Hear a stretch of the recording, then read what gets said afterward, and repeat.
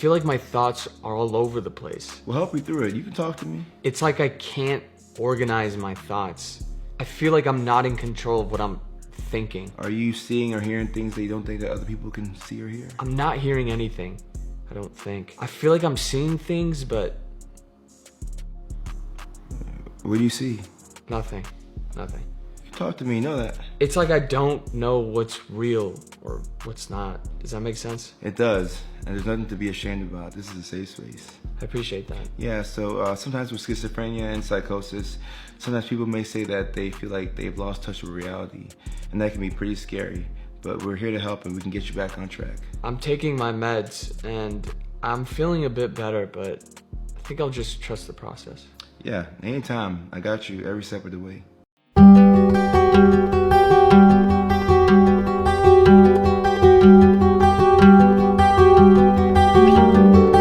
Bought edibles and thought that this was the safest way to try cannabis. Alright, so thank y'all for tagging me in this video. If you haven't seen the whole thing, please go back and watch it. But this is my thoughts on marijuana, cannabis, OUID, as y'all call it here.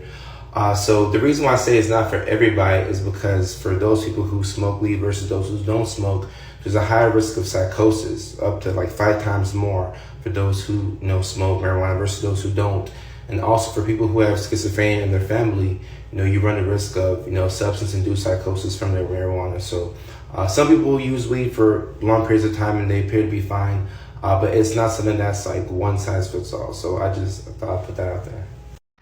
The doctors really tried to say I was schizophrenic, but they didn't understand that I was going through a spiritual. All right, so I have no idea who this creator is, and I can't diagnose somebody off of TikTok. But I do want to say that Black patients, African Americans, are misdiagnosed with schizophrenia at a much higher rate than other races.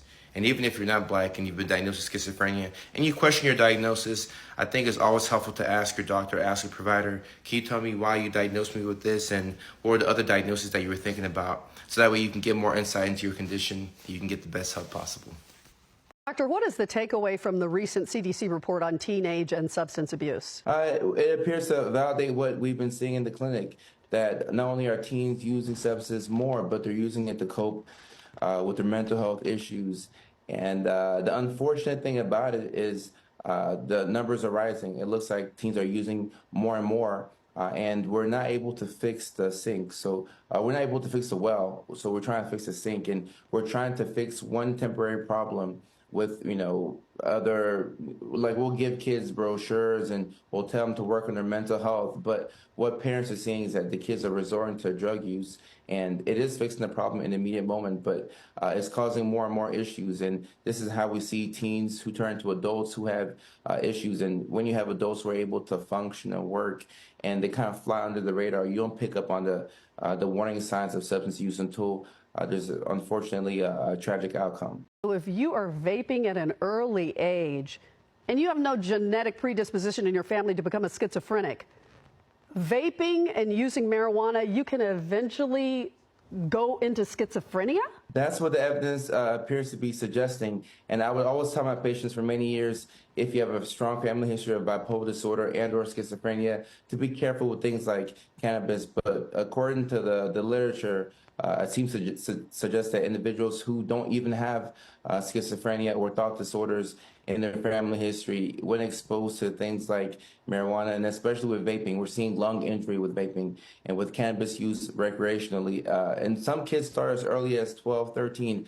I've had kids who told me that they started at age 9 and 10. So when you see that type of drug use over the years, it does, in my opinion, increase the risk of thought disorders such as schizophrenia.